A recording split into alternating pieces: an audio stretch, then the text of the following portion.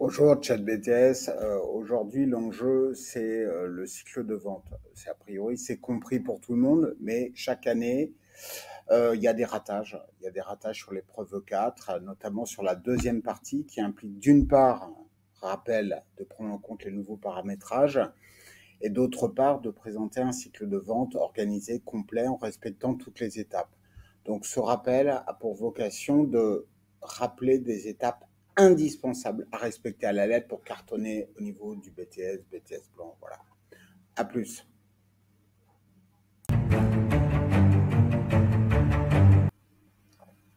Ok, voilà, on y est. Un petit document que je tiens à votre disposition qui nous servira de support, chatbts 3.0@gmail.com ou un petit commentaire, je vous l'adresse. Euh, La première étape, effectivement, c'est la prise de contact. La prise de contact, c'est 3 éléments à respecter à la lettre. Prenez bien en compte que les jurys, ils ont une fiche avec ces éléments, ils cochent. C'est fait, c'est pas fait, c'est fait, c'est pas fait. Voilà, donc vraiment, soyez extrêmement scolaire à ce niveau-là, même si dans les faits, évidemment, un cycle de vente, on pourra admettre un peu de souplesse, mais là, c'est pas l'objet, hein. Donc, il faut un hook, c'est-à-dire dans quel contexte vous avez rencontré le prospect, il vient vous voir pourquoi, vous lui rappelez que vous avez échangé sur les réseaux sociaux, qu'il est déjà passé en boutique, vous avez été recommandé par un de ses amis, que vous avez pris en compte déjà avec intérêt ce qu'il a publié, un commentaire, il vous a fait une remarque, voilà. Vous rappelez à son souvenir, vous montrez que la relation, elle est déjà en quelque sorte initiée. Premier élément. Le deuxième élément, vous vous présentez statut et nom. Vous êtes XY de la société Y, un statut, un nom, vous vous présentez. Troisième élément indispensable, vous identifiez la personne. Vous êtes bien un tel. Voilà. Et quatrième élément, je dispose de tant de temps avec tel objectif, vous présentez telle chose. Est-ce que ça vous convient? On clôture, on valide, on soumet à l'approbation du prospect. Donc 4 éléments, d'accord, à respecter à la lettre. Un petit ou qui rappelle le contexte de la mise en relation. Deuxième élément, il faut vous identifier. Troisième élément, vous identifiez, vous validez l'identité de la personne. Euh, quatrième élément, vous fixez le timing. En tout cas, vous proposez le timing de l'entretien. Voilà, et la durée, etc. Vous vérifiez la disponibilité. Ça, c'est le premier élément, c'est la prise de contact. Tout ça est détaillé après, mais là, je vous lirai le doc, je ne vais pas répéter ce qu'il y a dans le doc, hein. Le deuxième élément, comme vous voyez, on passe vite, on va être sur l'exploration du contexte. L'exploration du contexte, on peut l'intégrer aussi, vous pouvez le lire aussi dans la logique de plan de découverte. Ça veut dire quoi l'exploration du contexte? Je vais prendre un exemple idiot, comme ça, ça va être clair. Imaginez, vous rencontrez une nana ou un mec, vous ne le connaissez pas. Vous ne connaissez pas sa religion, vous ne connaissez pas son orientation sexuelle, vous ne connaissez pas sa culture, vous ne connaissez pas ses origines, vous ne connaissez pas ses goûts en matière de sport, de loisirs, de divertissement.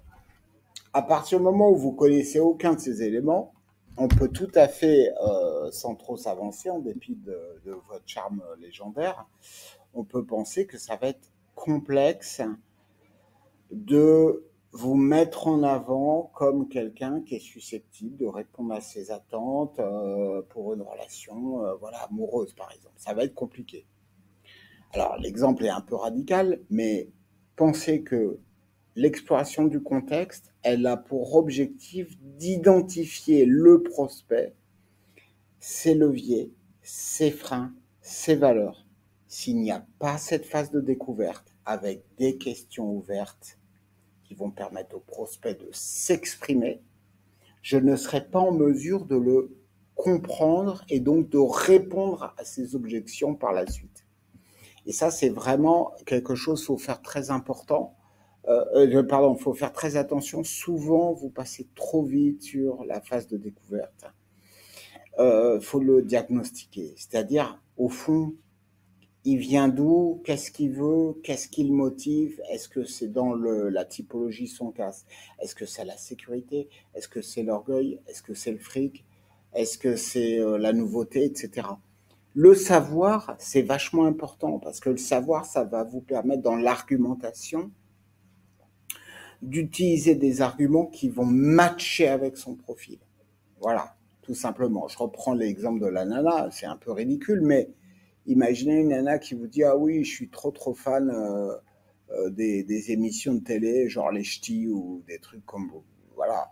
Bah, si demain vous l'invitez dans des lieux, genre, voilà, dans les clubs du même genre, bah, elle va être ravie, a priori, ou même si vous avez le même type de fringues, etc. C'est un exemple idiot, mais ça dit bien que vous avez défini un profil. Donc la phase de découverte, c'est des questions. Fournisseurs, quels étaient votre fournisseur avant? Comment se présente le marché selon vous? Qu'est-ce que vous pouvez me dire sur votre entreprise? Quelles sont vos ambitions, etc. Si c'est du B2B, si c'est du B2C, c'est par exemple pour acheter un matériel de déco, ça va être pouvez-vous me décrire votre maison, principalement du bois, comment sont les murs, quelle ambition, vous êtes très attaché à la déco, etc. Des questions qui font parler. C'est important, il faut prendre votre temps, il faut écouter, il faut reformuler. C'est toujours une étape écoute active, reformulation. Voilà, petit à petit, en laissant parler. Et dans cette démarche-là, je vais effectivement commencer à cerner le profil. Vous êtes un profiler, voilà, en quelque sorte, sauf que là, il ne s'agit pas d'un serial killer à identifier, mais d'un prospect à caractériser, de façon à pouvoir argumenter avec plus de poids pour que ça matche, voilà, pour que vous ayez plus de facilité au niveau de la réponse aux objections. Ça, c'est dit. Ça, c'est le deuxième élément, c'est le plan de découverte, exploration du contexte avec des questions ouvertes, c'est-à-dire que c'est pas oui ou non. Sur un certain nombre d'éléments, dans le doc, il y a plein d'exemples. Ensuite, on passe à la suite. Ensuite, on va avoir le temps de la proposition commerciale, qui va pas se faire de façon abrupte, effectivement, mais qui va être dans la suggestion, compte tenu du contexte, du besoin que vous avez pris en compte, que vous avez reformulé, que vous avez fait valider au prospect. Vous allez dire, voilà, ma proposition, ça pourrait être ça pour telle et telle raison. Et c'est là que va intervenir quelque chose d'important qu'on retrouve après dans la négo, c'est le cap. Cap, son casse. Cap, c'est tout bête.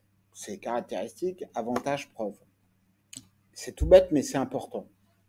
Imaginez que j'achète des lunettes. Elles sont en titane. En tant que tel, le titane, j'en ai rien à foutre. C'est une caractéristique. Vous, votre rôle dans le cap, ça va être de transformer une caractéristique en un avantage pour le prospect. Et cet avantage pourra faire l'objet d'une preuve parce que d'autres clients l'utilisent, on l'a vu à la télé, c'est un produit à la mode, c'est ce que vous voulez. Donc c'est important de faire ce switch.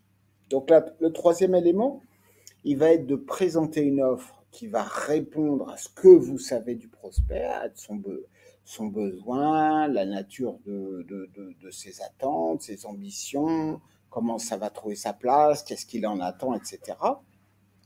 Son profil, son casse, tout en valorisant chaque caractéristique de façon à les transformer en avantage avec une preuve associée. Ça, c'est voilà. Donc, il ne faut pas dissocier, je dirais, le cap du son casse. Parce qu'évidemment, on va focaliser sur les points qui sont déterminants pour le prospect. Donc, ça, Pas de difficulté. Important, on est d'accord qu'on est toujours dans des logiques de reformulation, de validation, d'ouverture, d'écoute, reformulation. Vous m'avez compris. C'est-à-dire qu'on tisse un lien. On n'est pas là pour dérouler un monologue. Hein. Ensuite, on va avoir, là on va un peu vite, on va avoir la négo, c'est-à-dire qu'on va être amené à répondre à des objections éventuelles, des critiques, ça va être sur le prix, ça va être sur l'intérêt, ça va être sur l'usage, ça va être sur plein de choses. Et c'est là que va intervenir tout l'intérêt du plan de découverte. C'est que si on l'a bien fait, on est à l'aise à ce niveau-là. On est à l'aise parce qu'on va pouvoir poser des arguments qui vont être signifiants pour le prospect. D'accord? Donc c'est vraiment un moment clé où on répond, on argumente, on focalise sur les enjeux. Évidemment, pour B2C, B2B, B2J, c'est pas la même chose. Mais surtout, on va prêter attention à ce profil qu'on a identifié dans le plan de découverte. La négo, elle peut intégrer aussi le prix, elle peut intégrer une réflexion sur la marge, sur un geste commercial. Pour parler du prix, effectivement, on se souvient qu'il y a un certain nombre de techniques, addition, division, multiplication. Il y a pas mal d'enjeux là-dessus, mais vous les connaissez. Moi, je ne vais pas rentrer là. L'idée, c'est de bien respecter toutes ces étapes. Étapes, prise de contact, 4 étapes, exploration du contexte, plan de découverte, proposition commerciale, négociation, et ensuite on va avoir la logique de finalisation, puisqu'on va être sur soit la signature, le closing, l'onboarding et la fidélisation. Alors là, c'est important parce que la logique de signature, effectivement, vous allez devoir conduire le client, le prospect à des modalités de signature de façon plus ou moins abrupte, plus ou moins souple en fonction du rapport qu'il va entretenir à votre offre, etc. Mais c'est une étape en tout cas qui s'impose. Vous jugerez s'il est pertinent de closer à ce niveau-là ou pas. Ensuite, on va avoir l'onboarding, c'est-à-dire qu'à partir du moment où il a signé, vous devez commencer la phase de fidélisation, puisqu'on rappelle qu'on ne vend jamais un produit, on vend un service. Donc l'onboarding, ça en fait partie. Donc à l'examen, quel que soit votre produit, quels que soient les paramètres, que ce soit B2B, B2C, B2J, on prend en compte le fait qu'on commence à l'intégrer. On commence à dire, voilà, vous allez recevoir, vous allez le prêt en charge, vous allez data, vous allez ceci, vous allez cela. On rappelle que tous ces services associés pourront entrer aussi en ligne de compte dans la négo. Donc, c'est important. Et tout ça fait partie de la fidélisation. Pourquoi pas, ça va être les réseaux sociaux, proposer un certain nombre d'éléments, un mode de suivi, etc., etc. Mais tout ça, c'est pas difficile. Ce qui compte, c'est de suivre ce déroulé. Vous allez être noté tac, tac, tac, tac.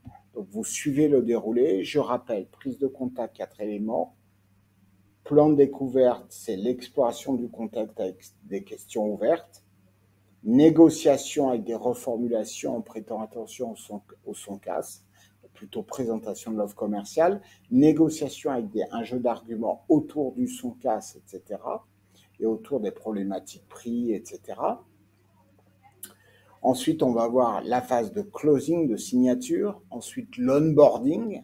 Ça y est, on l'inclut, s'il a signé, on l'inclut dans quelque chose, déjà dans le service qui se met en œuvre. Et le suivi, la fidélisation. Voilà. Donc ça, important. Voilà. Alors, je rajoute un dernier point. Il faut les répéter, ces actions. Vous lisez mon doc, il y a des exemples de 100 cas, il y a des exemples de questions ouvertes, il y a des exemples de questions fermées.